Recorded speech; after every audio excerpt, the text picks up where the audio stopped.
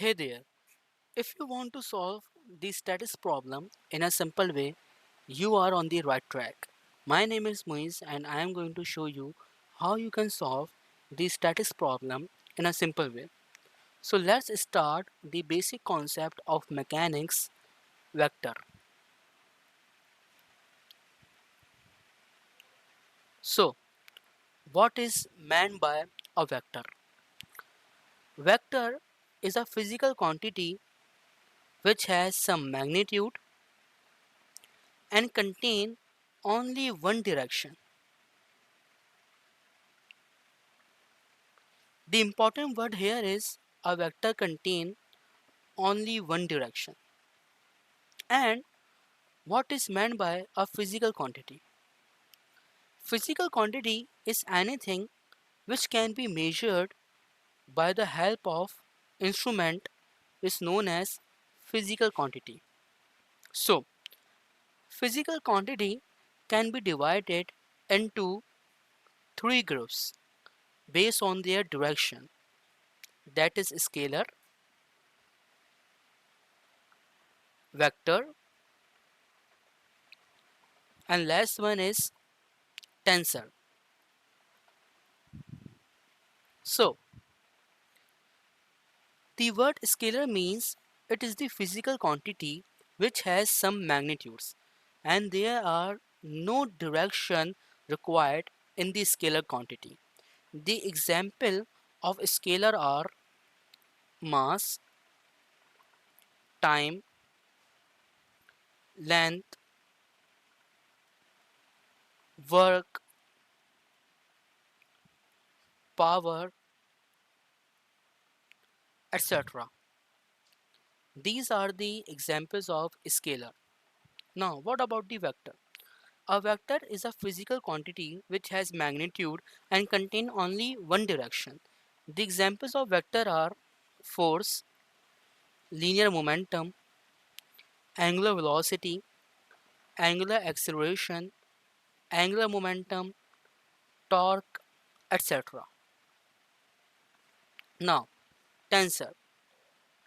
Tensor is the physical quantity which has some magnitude and contain more than one direction.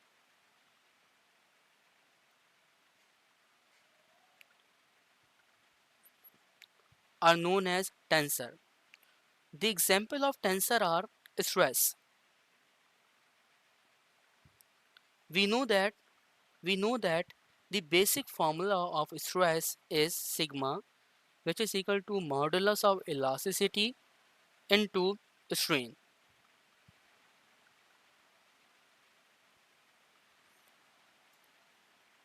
How can we represent vector? So a vector can be represented into two different ways. One is the symbolic ways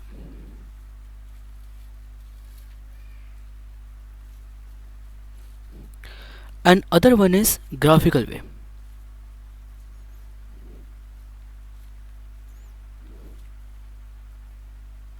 In symbolic way, we use symbols.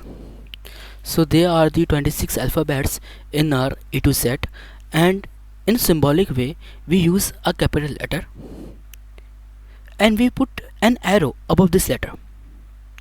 So this is basically the representation of vector. And if I can write the magnitude, so how can we write? For the magnitude you can simply write capital A or simply write modulus of capital A and put arrow above this capital A or any alphabet which you like. Okay, so what is the graphical way? This is very interesting because of the numericals. In graphical way we use the directed line segment.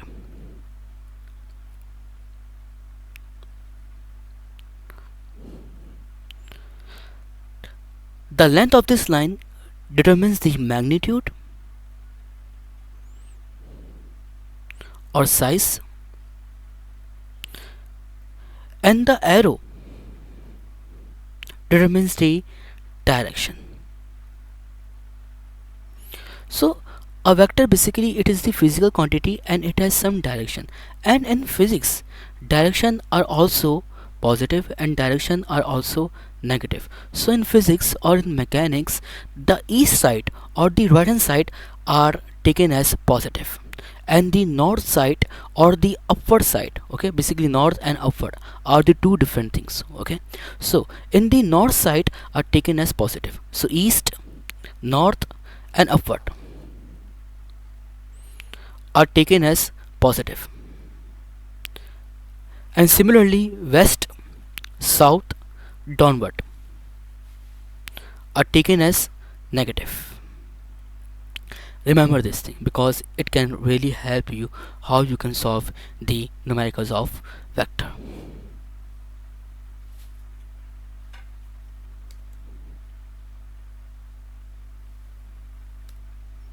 So our third point of today's topics is types of vector.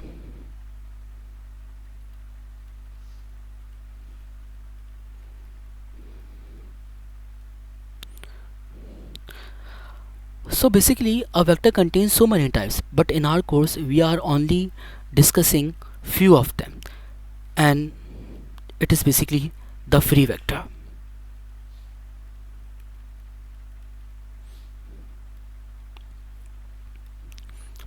A free vector can be defined as,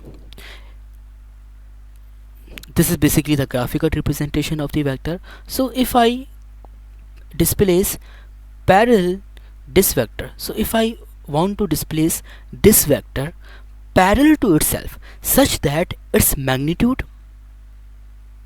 and direction remains unchanged,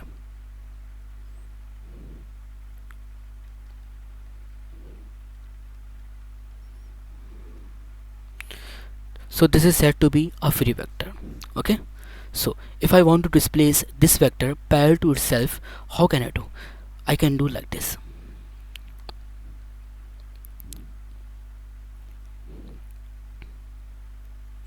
This is basically a free vector. Now our main topic is the resolution of vector.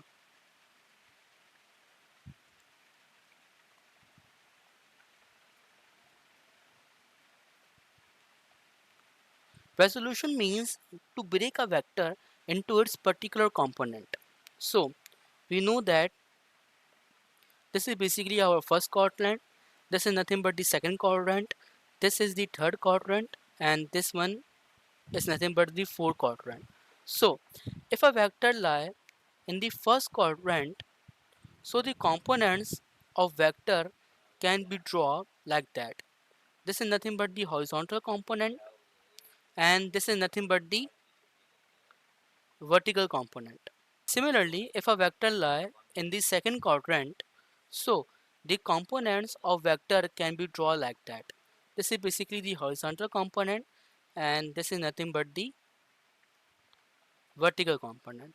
Similarly, if a vector lie in the third quadrant like this, so the components of vector can be drawn as, this is basically the horizontal component, and this is nothing but the vertical component.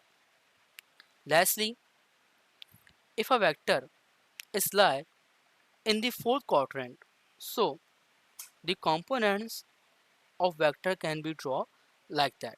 This is basically the horizontal component, and this is nothing but the vertical component. Write it down to your notes because it will help us to solve the questions. So our last point of today topic is the addition of the vector. So the addition of the vector is the backbone to solve the vector problems. Right? The addition of vector.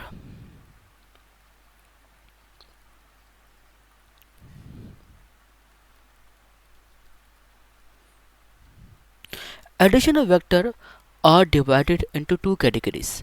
One is analytical method, and the other one is graphical method.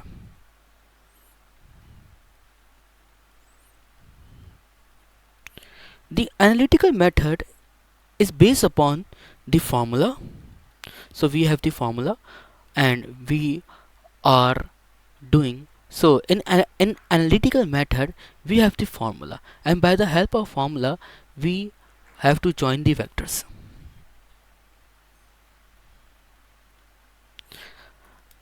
And graphical method. So basically by the help of graphical method, in graphical method we use the geometrical instruments to join the vector.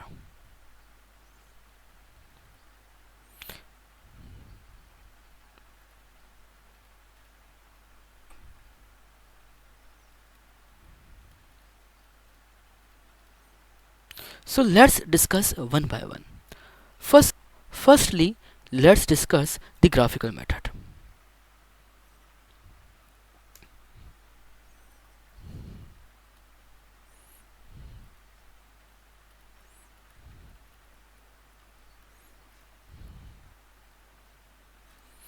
So in graphical method, there are the three rules to join the vector. Okay, number one is head to tail rule.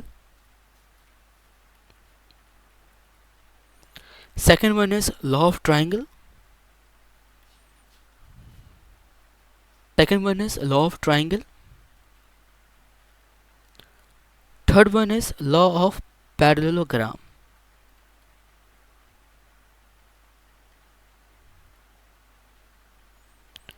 Law of triangle and law of parallelogram are used to join two vectors only.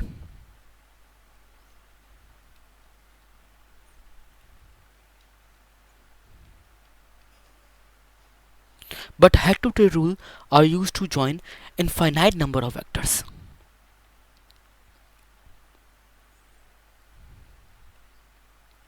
So how these rules are really work? So for head to tail rule or law of triangle or law of parallelogram, we use only two rule. Okay, and that rule is you can put the tail of the second vector on the head of the first vector, and this process continue. What does it mean? It's mean that let's suppose there are the three vectors. One is lie like this, other one is lie like this, and the third one is lie like this. So if I want to join three vectors, okay, so how does it work? So head to tail rule or law of triangle or law of parallelogram states that you can put the tail of the second vector on the head of first vector. Okay, so my first vector, let's suppose this, my second vector is this, and my third vector is that. So I can put the tail of the second vector on the head of first vector. So my first vector lie like this, and I can put the tail of the second vector on the head of the first vector like this. And again I can put the tail of the third vector on the head of first vector like this. And lastly, you join the tail of first vector to the head of last vector. So this is basically your resultant vector.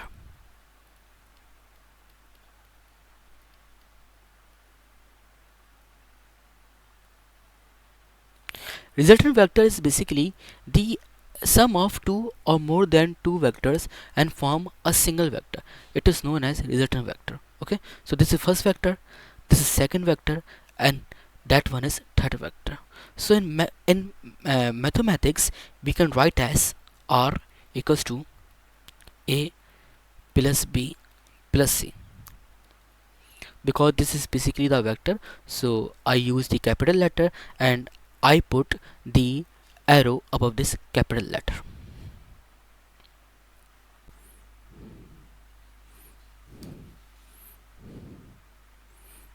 So our last topic of today's agenda is to discuss the analytical method.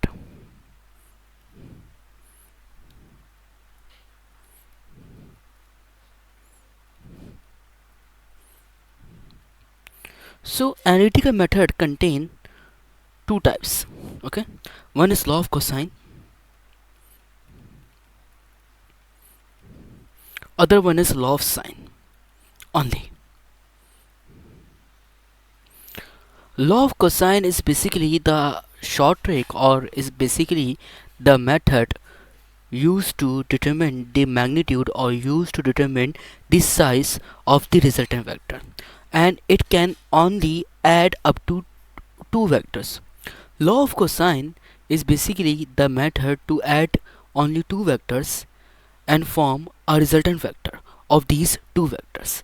And the formula of law of cosine is r equals to under root a square plus b square plus minus 2ab cos of theta.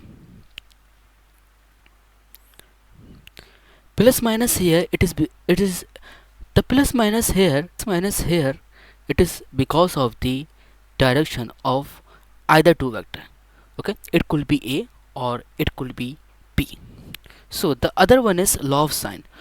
Let's talk about the triangle. This is basically a triangle, and in triangle there are the three angles. So we could call as alpha, this one is for beta, and this one is gamma. The opposite side of alpha is a, the opposite side of beta is b, and the opposite side of gamma is c. So law of sine is used to determine the magnitudes or size or lengths of the vector as well as the angles of the vector. So it is written as sine alpha. So the opposite side of alpha is a, so you can divide sine alpha by a, equals to sine beta. The opposite side of beta is b, so you could divide sine beta by b. And sine gamma. The opposite side of gamma is c, so you could divide sine gamma by c. So this is basically the most important concept of vectors, which are really help us to solve any statistics problem of chapter number 2. Thank you for watching this video and share it with your friends too.